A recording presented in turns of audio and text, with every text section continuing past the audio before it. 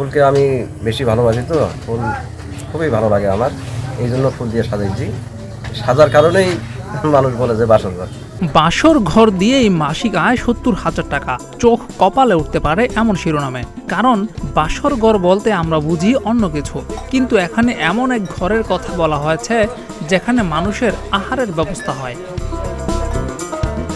বলা হচ্ছে ঠাকুরগাঁওয়ের সদর পাটিয়াডাঙ্গি বাজারের এক হোটেলের কথা, যা মানুষের কাছে রফিকুলের বাসর ঘর নামেই পরিচিত। বাসরঘর হোটেল যিনি মালিক মোহাম্মদ রফিকুল ইসলাম, উনি কিন্তু এই নামকরণ করেন নাই। এই সুন্দর সাজগুজ দেখে আমাদের এলাকাবাসী এই নামকরণ করছে বাসরঘর। আমরা যারা আসি এবং দূর দূরান্ত থেকে যে কাস্টমারগুলো আসে, তারা এখানে নাস্তা করলেই ফিল করে যে আমরা হয়তো বা বাসর ঘরে চলে আসি।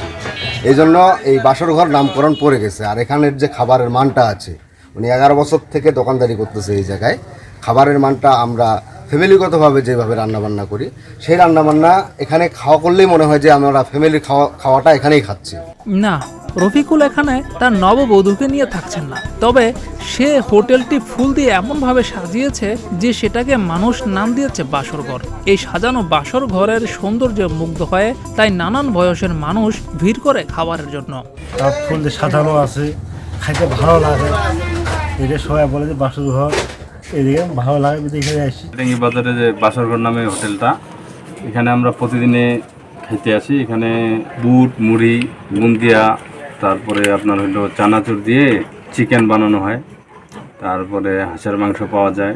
রফিকুলের দোকানের মতোই তার পরিবেশিত খাবারেও রয়েছে ব্যতিক্রমী। এখানে রয়েছে মুড়ি ও বুট দিয়ে তৈরি চিকেন ডিশ, বুন্দিয়া ও বুট দিয়ে তৈরি চাইনিজ ফ্লেভার, মুড়ি, বুট ও চানাচুর দিয়ে তৈরি নুডলস। এই খাবারগুলো নতুন স্বাদ এনে দিয়েছে ভোজন প্রেমীদের কাছে। রফিকুলের বাসর ঘর যেন এক আকর্ষণের কেন্দ্রবিন্দুতে পরিণত হয়েছে মানুষের কাছে। মানুষ এই হোটেলে কৌতূহল নিয়ে আসেন এবং ফিরে যান তৃপ্তি নিয়ে। কম দামে বিক্রি হওয়ায় জনপ্রিয়তাও পেয়েছে বেশ। ক্রেতারা বলেছেন, আমাদের এলাকায় এই হোটেলটি বাসর ঘর নামে পরিচিত।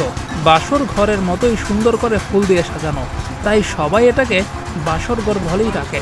বাসর ঘরে খুব খাবার মানসম্পন্ন এবং যে মুড়ি দিয়ে বুট দিয়ে বুন্দিয়া, এটা খুব ভালো।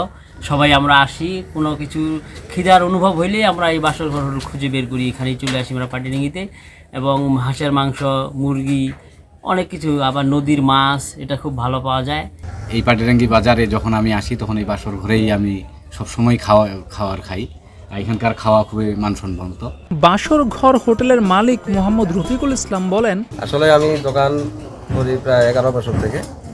এই 11 বছর থেকে এইভাবেই সাজানো ছিল। আর বাসর ঘর নামটা আসলে আমি দিইনি, এলাকাবাসী দিছে, হাটের দোকানদারটা দিছে। আমি বিক্রি করি চিকেন, চাইনিজ, বিরিয়ানি, নুডলস ইত্যাদি, এগুলাই দিয়ে দোকানদারি করি। হয় প্রতিদিন দোকানদারি 8 থেকে 10,000 টাকার মতোই হয়। এতে আমার সংসার চলে। চেঞ্জ হয় 6 মাস পর পরই ডেকোরেশন চেঞ্জ। এখন এই মডেল দেখতেছেন, আবার 6 মাস পরে আরেক মডেল দেখবেন। জিয়াউর রহমান, প্রতিদিনের বাংলাদেশ।